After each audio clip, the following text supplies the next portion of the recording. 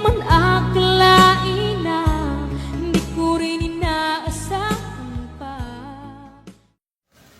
Narito tayo ngayon upang matunghayan ang nagiinit, nagbabaga at talaga namang usap-usapan at nagtitrending na latest issue ni Ate Erica. Sa pagpapatuloy ay narito muli si Kalingap Val Santos Matubang upang pag-usapan ang issue sa pagitan ni Ate Erica at ng kanyang pamilya, lalong-lalo na sa kanyang lolo na si Lolo Miguel.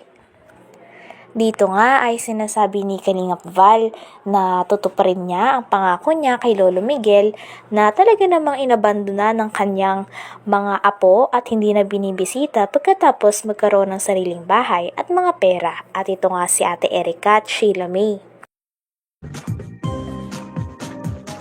Sumayaw-sayaw, tayo'y sumayaw-sayaw, limutin na.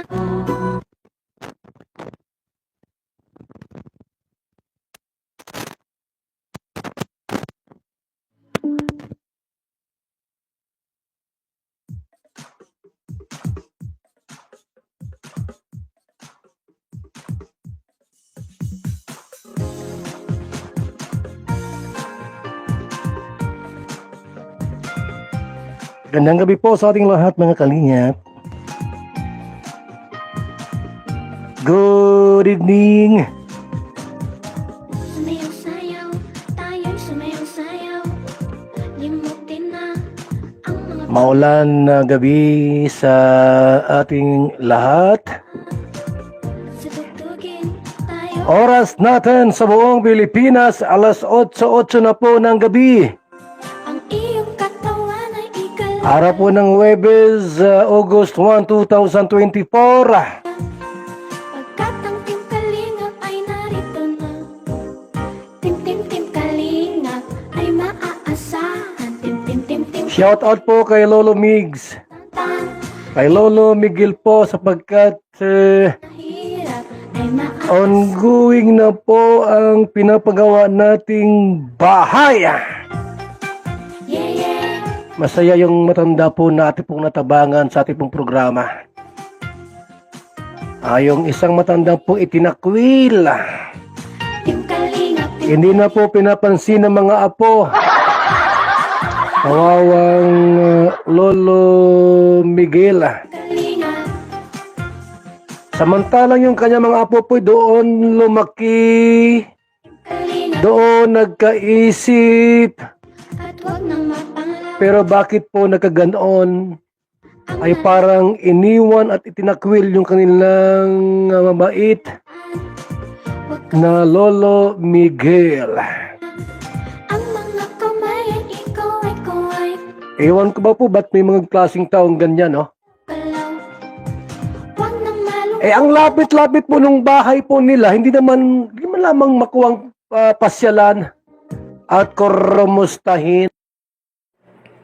Tila sobrang sakit nga nito kay Lolo Miguel dahil pagkatapos niyang arugain, palakihin, bihisan, pakainin at pag-aralin sila Ate Erica at ang kanyang kapatid na si Sheila May ay basta-basta na lamang daw sila nitong kinalimutan nung nagkaroon na sila ng sariling pera at sariling bahay galing sa mga sponsors. Nila, hindi man lamang makuwang pasyalan at korumustahin. Lola, kumusta na kayo Lola? Lolo, kumusta na kayo dito Lolo? Hindi man lamang makuwang ganunin yung kanilang lolong nagpalaki sa kanila. Team Kalingap ay maaasahan. Team Tuloy yung matanda po mga kalingap ay igwaning sama ng loob doon sa magkapatid. mahirap ay Silang nagpalaki, nag-aruga, hindi man lamang makuwang pasyalan sa bahay po nila. Team Kalingap, Team Kalingap. Kung hindi po natin natulungan itong mga senior na ito po, mga kalingap, talagang kawawang maray. Mabuti igwaning Val Santos Matubang na siyang nakakita po sa sitwasyon nila Lolo Miguel at yan nun, tinulungan nating mapabahayan. Aha. Kawawa ay. Hindi mo lamang madalaw para kumustahin yung lolo nila. Lo, kumusta na kayo? Kumain na ba kayo? Kumusta si Lula? Kumain na ba kayo? Wala man lamang po mga kalingap. Wawa, yung matanda.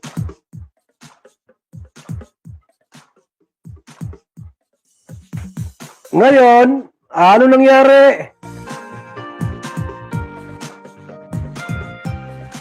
Anong nangyari sa inyo? Kinarma na kayo. Sumayaw sayaw, Kinarma na kayo. sayaw, limutin na ang mga problema. Kung ko sa inyo, huwag patigasin ang puso. Huwag patigasin ang puso. Puntahan yung dalawang matanda at humingi ng tawad. Talagang sa pagkakakwento nga ni Kalingap Val na ang pulo talaga ng pag-aaway ng buong pamilya ay dahil talaga sa pera. Ito ay dahil magkaroon nga si Ate Erica ng pera galing sa mga sponsors at baka gusto na niyang mamuhay kasama ang kanyang ate lamang. Ngunit kinasama nga ito ng loob ni Lolo Miguel dahil bilang tao na nagpalaki at nag-aruga sa kanila, masakit para kay Lolo Miguel na basta-basta na lamang siyang kinakalimutan nila Ate Erica. Ang puso. Puntahan yung dalawang matanda at humingi ng tawad. Puntahan yung matanda at humingi ng tawad. Lolo Migs, sorry po at nakalimutan kita. Lolo Migs, Lola, pasensya na po at ako'y nasilaw sa kwarta. Ganun. Magkaroon po ng humble heart.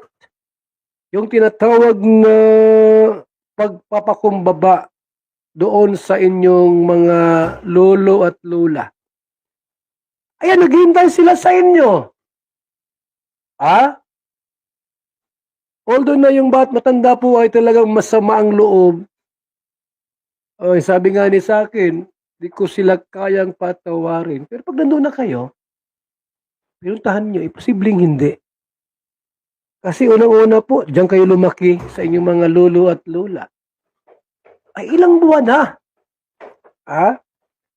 Mahigit ng 3 buwan, hindi nyo dinalaw yung inyong lolo at lola. Puntahan nyo na po. Erica at May. Ito po mga kalingap, ako yung nag-observe lang kasi almost na ito, magto 2 weeks na po yung bangayan nila. So, fan page ng lovers. Mga group chat na nakarating sa atin, kuning mga konting mura-murahan, ano nangyari baga? Ba't kayo nagkagayaan? Lumalabas din po ang mga baho. Dati, pinagtatanggol nyo. Dinitipahan ninyo at hinahangaan ninyo itong magkapatid na ito. Ngayon, ano na?